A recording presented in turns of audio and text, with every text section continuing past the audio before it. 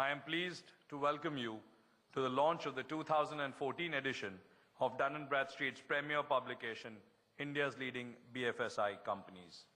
This is the 6th edition of the publication, and over the years, it has successfully captured the pulse of the banking, financial services, and insurance segments in India and highlighted the developments of this sector and its major players to a global audience. The publication profiles the leading players in the BFSI sector with an annual total income of rupees 250 million and above in financial year 13. In financial year 12, we featured 254 companies in the publication. This year, I am happy to tell you that we are featuring 295 companies. This comprises 76 banks, 108 NBFCs, 51 insurance companies, 28 asset management companies, and 32 broking houses. I know that's a lot of statistics. Please bear with me. So I'm now going to move away from statistics and tell you a little bit about the panel discussion. We're going to be talking about tapping the untapped potential through new delivery channels. So in order to, give some structure to this, we actually conducted a primary survey to cover the current thinking of the BFSI sector about delivery channels. One important issue that came up, which all of you as respondents resonated with, 44% of the respondents expressed concerns about information and data security in technology systems in the country today. 90% of the respondents said that financial inclusion will be a significant area of business growth for their respective institutions.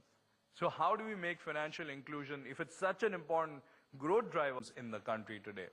90% of the respondents said that financial inclusion will be a significant area of business growth for their respective institutions.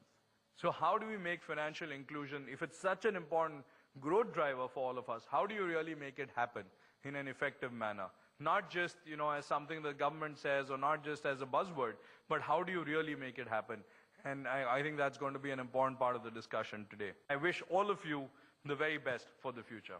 Thank you. I shall be talking on the general insurance. Talking about the insurance, practically speaking, it gives 3 different kind of support system to the entire society, the business as well. First and foremost, of course, it provides financial security and the protection. Second, it also creates a good amount of employment. And third thing, of course, is it also provides finances, the investments to the entire financial system. When we talk about general insurance industry, it is 0.78%. It means the total premium that is generated by general insurance industry to the total GDP, it is only 0.78%. Similarly, the density, what we call, which is the per capita insurance spent by the nation, people of the nation, is hardly $10.5. When we look at the entire penetration which is there, it's very small. In the general talk, when we talk about the penetration, we talk about how much reach we have to reach out to the 120 crore people of this country. One major thing which has come up, spreading this health insurance business to the lower strata, the smaller things, is what we call as universal health schemes of the state and the central government. Similarly, the microfinance and the micro insurance concept which has been introduced, which is also going to the smaller area, where lots of relaxation has been given in the delivery system. Basically, the real issue with general insurance, or for that matter, for all financial aspects, how do we reach out to the lower end population, and without going to them, you cannot achieve anything. Thank you so much. Good evening, ladies and gentlemen. The banking, financial services and insurance sectors in India have been inarguably the driver of country's growth story for the past several decades, and also the story of empowerment and development of its population. Today, I would like to put forth a few points which the august gathering present here may reflect on. I would first like to highlight the BFSI sector's role in pursuing the national objectives of financial inclusion, which my colleagues spoke about already, about financial inclusion too. Even after more than 6 decades post-independence, access to basic banking or financial and insurance products are limited to a relatively small group, mostly in the urban and semi-urban areas, mostly at the initiative of, pardon me for saying that, state-run firms. The sector needs to seriously look into increasing the access to the unorganized sector and the financially excluded through innovative products suited to the target segment and find a way of efficiently reaching out to the segment. Needless to mention, the opportunity is almost unlimited, and this may well usher in the next level of growth.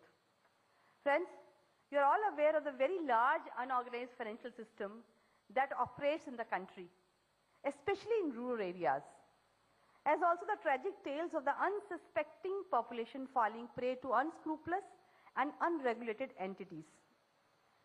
It is the duty of every player in the BFSI sector to take the responsibility of spreading of financial literacy to prevent such recurrences.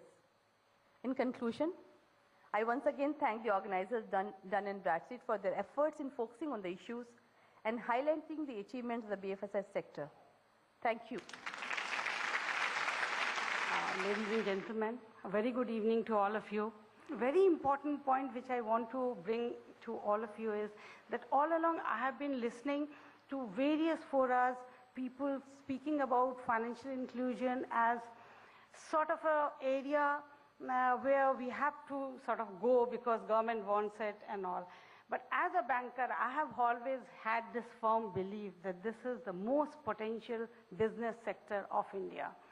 If India can grow at 4%, 5% and 8% with 20% of its population, look at the potential which is lying untapped with 80% of the population. You look at the companies of FMCG, how they are moving and making money out of the rural market. So here is an untouched sector with lots of business potential.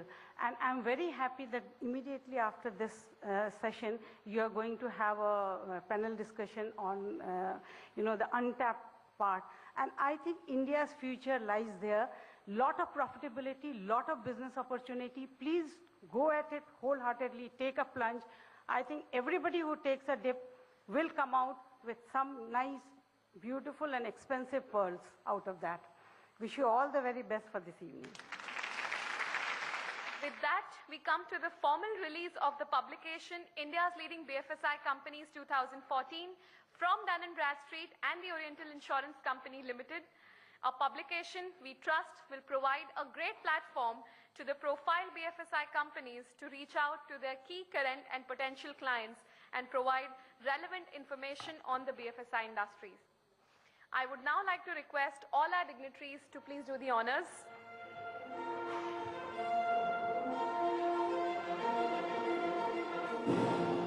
Ladies and gentlemen, we present India's Leading BFSI Companies 2014 from Dun & Bradstreet and the Oriental Insurance Company Limited, unrivaled and unparalleled in the industry.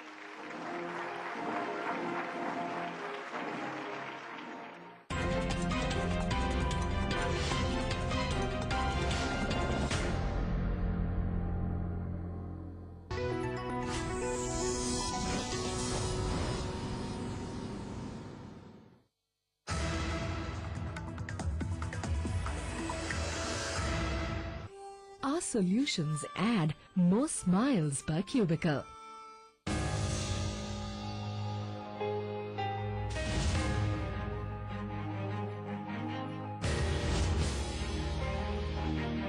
Raveen presents Power News, a power-packed show highlighting the news, issues and developments in the fast-growing power sector. Only on ET Now.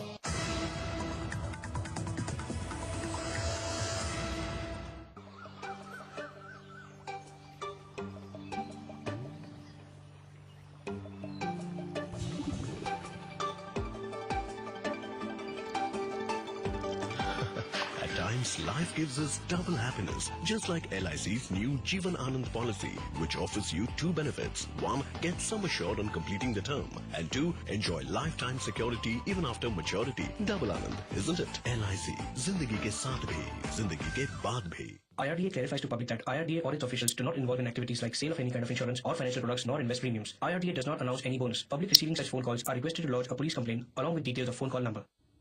Oh, shit! Sam, please don't use that word. Sorry. अभी ये इतना गर्म कैसे है? अबे यार table में hot plate पहले से बिल्ट इन है ना. And it keeps the food warm. No stress.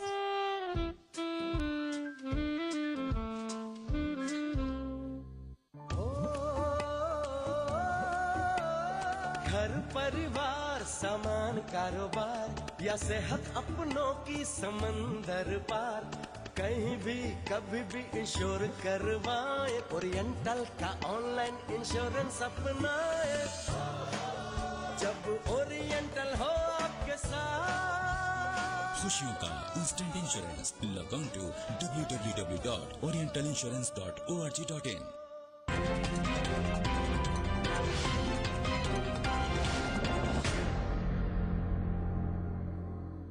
Gentlemen, thank you very much for joining us on this panel. It's a question which is in a sense futuristic, unlocking the untapped potential. So I'm going to basically start with a stock take of what the current delivery channels offer and the limitations that are posed by them. Mr. Tripathi, would you like to take that head on? Most of the financial institutions have now deployed high-end technology, invested close to $2 billion plus in last decade. And therefore, you see a lot of alternative channels which are available in terms of technology. So I would speak mainly for banking. First came the network of ATMs, then came the internet banking, and now you see the proliferation of mobile, which is taking place in a significant way.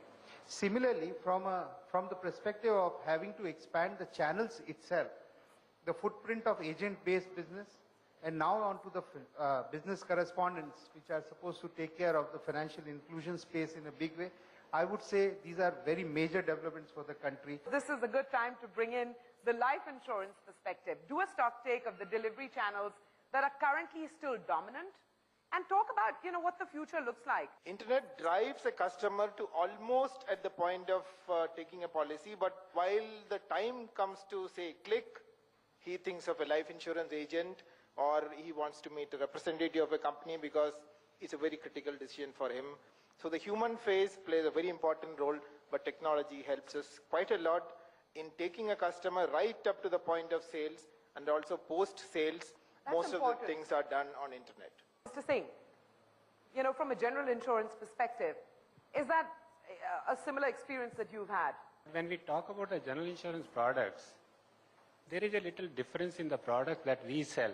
Most of our products are such which require complete knowledge of that product, and more than that, the very, very important aspect is when the general insurance products come into the question of getting the benefits out of those policies or the products, at the time of any claims, this is a highly subjective area actually. There are no very clear-cut defined ways of compensating or indemnifying under a particular product. So that is where the knowledge of those products to be explained by the human intervention. Of course, the IT is playing a major role now because we can come through the transactions, we can reach out to the people, but still the human intervention and then there are so many complicated products where own employees, own officer, or the another channel which is there, the broker channel, which also plays a very, very important role, because those intricacies of those products are required to be explained to the client, looking into the requirement for a particular product which is there.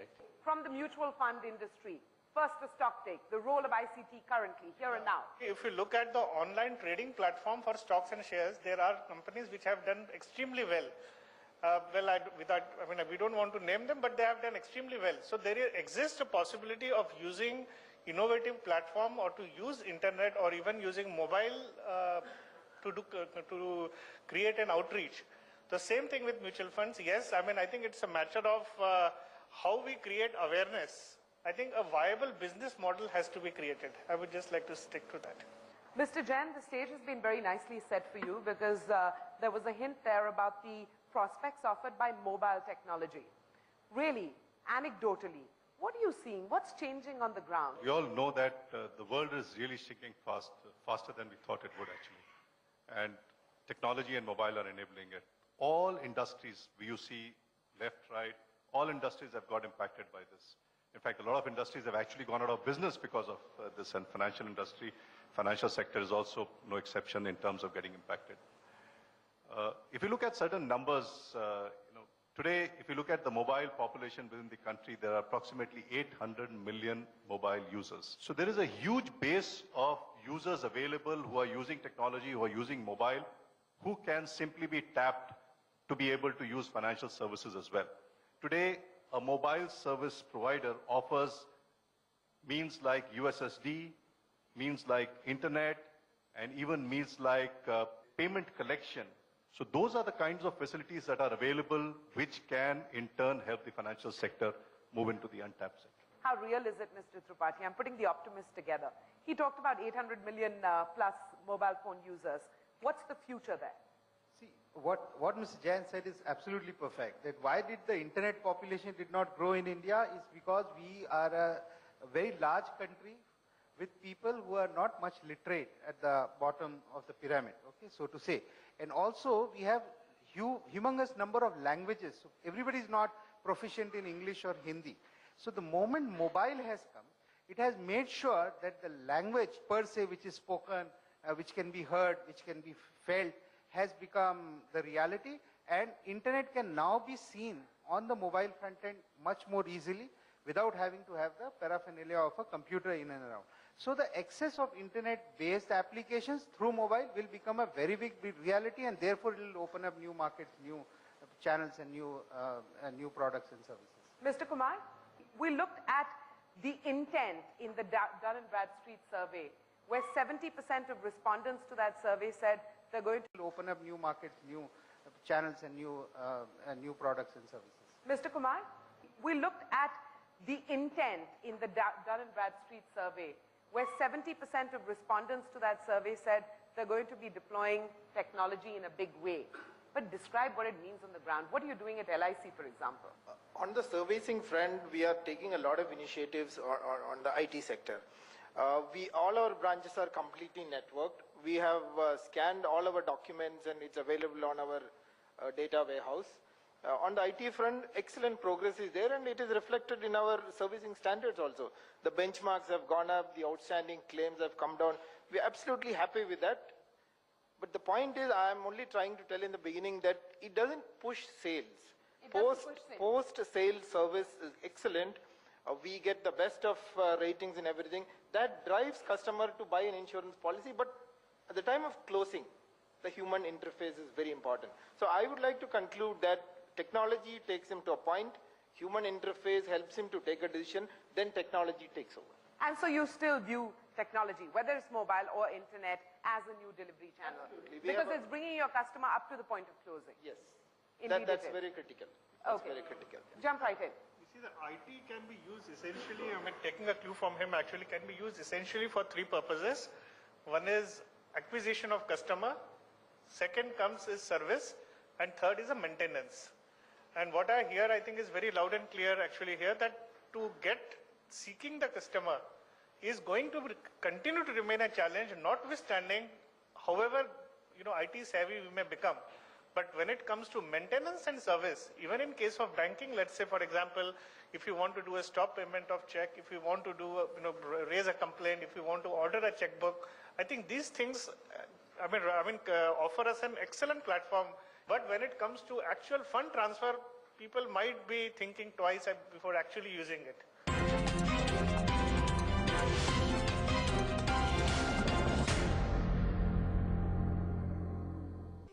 Our solutions add more smiles per cubicle.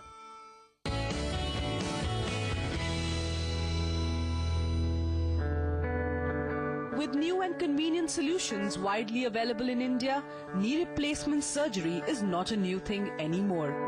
A lot of patients do have a problem with overweight. A lot of patients have never been really so active in their lives. And as a result of all these, compounded with obviously the genetic predisposition, the knee arthritis is a huge problem in female patients. 71-year-old Nisha Shashikant, who got both her knees replaced, couldn't walk without support prior to her surgery. सबने सोचा कि without support जब चल सकती है operation के बाद, तो ऑपरेशन करना ही ठीक है ना। This personalized joint replacement technology is a boon for countless patients.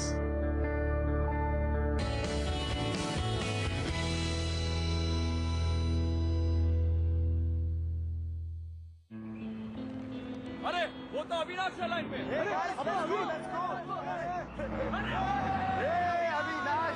बहुत लंबी लाइफलाइन है तेरी।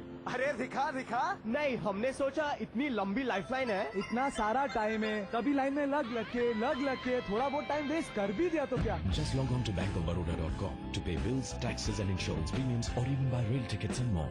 Come in line. But I was in line. Don't be in line. Be online.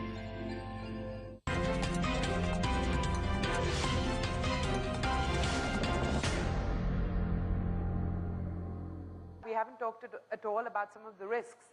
We haven't talked at all about some of the security issues. And I'm sure if we did a poll, security issues is on the minds of all users of technology when you're talking about financial products. So Mr. Tripathi, reassure us if you can. The frauds which are happening today, they are very minimally machine generated, which are obvious. Every machine, like human beings, also have a tendency to fail sometimes. But a lot of it is because of lack of knowledge or understanding or education of the person itself. But if you see in the larger perspective, if you want to launch today transaction-based internet banking, there is a compliance requirement in terms of having to do a penetration test called VAPT, vulnerability and penetration test, which is very, very critical. If you want to launch a card services, your systems have to be tested for PCI DSS. If you are implementing core banking or any kind of a transaction-related enterprise solution, you require a disaster recovery system, which fully takes over at the time of failure. And it is very categorically said it cannot be in the same city or very close by to your main premises. So there is a lot of preparation which has been done in banking and financial services technology, and I can assure you that it is becoming increasingly safe. Which brings me back to the fundamental question, why then aren't these delivery channels reaching further faster? See, in our institution, we settle about roughly 20 million claims a year. And our e-transaction percentage is now about 70%. That means 1.40 crore policies, payments are made through online. And we also receive about 9 million transactions per year through our internet gateway. Technology is really, really catching up. And it's playing, a larger part in pieces of the puzzle. Perhaps not the entire puzzle altogether. No, on the servicing front, it's almost everywhere. Okay. Yeah. Mr. Madholkar. Yeah, I think to that extent, I missed out this particular aspect. I earlier mentioned that there are three components. I mean, you talk about acquisition of customer, you talk about service, and you talk about maintenance. I think in terms of servicing, I think it's probably, and especially when we talk of country like India, I mean, even in talk of stock exchanges, I think we have one of the best settlements in the world actually here. We have the world's best stock exchanges. I think it's knee plus ultra actually in terms of the way technology has taken place in terms of servicing and probably even to some extent even maintenance. Point taken. Mr. Jain, do you want to reflect at all on the fact that there's something holding it back? This potential is not being realized at the speed that all of you seem to suggest is possible. To my mind, there are so many tools and there are so many kinds of products available from a technology perspective that can really enhance the kind of usage that is there. We've been talking about USSD for long, but USSD as a channel has just not been opened up due to various reasons. And now is the time when NPCI, TRAI, as well as service providers have agreed to open it up. Believe you me, once that channel opens up, I could be actually sitting at home and just operating a cash transfer through my mobile. If I look at internet-ready phones, about 60% of the phones that are there with people are internet-ready. Now, we all have heard of products like toll-free voice. There are products available like toll-free data, in which the website could actually be free from an internet usage point of view for the end customer. And hence, once these kind of products start using, the service provider or the financial sector would be ready to pay for someone to come on internet because it's far cheaper to serve him that way. So to my mind, technology usage has still been, we've just got the basic done. We're just getting warmed up. Just getting warmed up. There's a lot to be done, and it's an exciting space to watch out for. But financial literacy needs to go hand in hand. So, Mr. Singh, on that front, what's happening, especially, in the insurance space? When we talk about the financial literacy, particularly the insurance sector awareness, particularly when I talk about the general insurance, it's at a very, very low level. Of course, now with all kind of our distribution channels that we are trying to through publicity and other things, we are trying to, in fact, now the General Insurance Council and the IRDA, they are also going up with what we call as insurance awareness at different places, through that radio, through FM also, through all these places. All the combined efforts are being made for the insurance literacy, what we call, or awareness about the insurance products which are there. Talking about the technology, I can give you one small example which has changed how the health insurance is being serviced today, particularly the universal health insurance schemes which are there. Now look at the Rashtriya Swasthya Bima Yojana policy which is there, the central government scheme which is there. There the concept came into picture with the technology that everything will be on what we call as a short form. Nothing will be in the form of a paper. So the people, whosoever has to issue the policy, they go to the villages, they go to the people over there. It may be a Pithoragarh, it may be a Chamba, it may be any place. There they go with the laptops and all.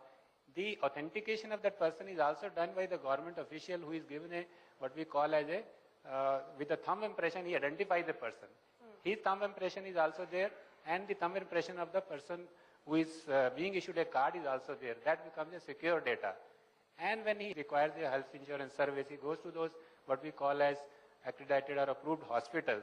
He has to simply go there and the card is swiped and he gets his treatment.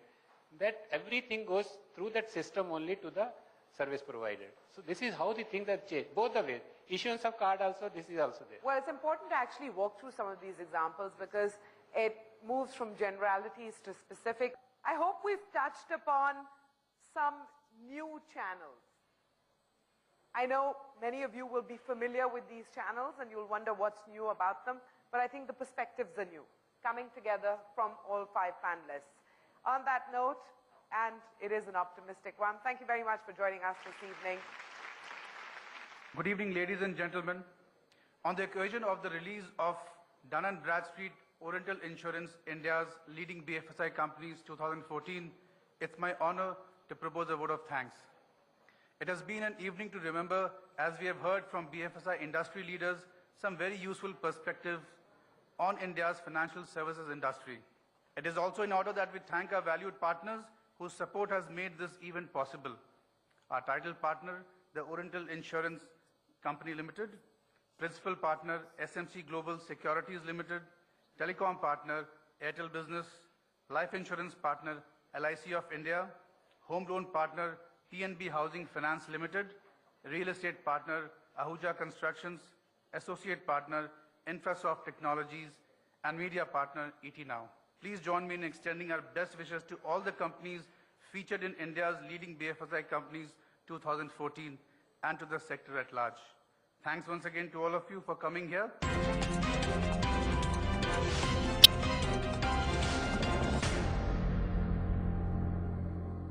Welcome.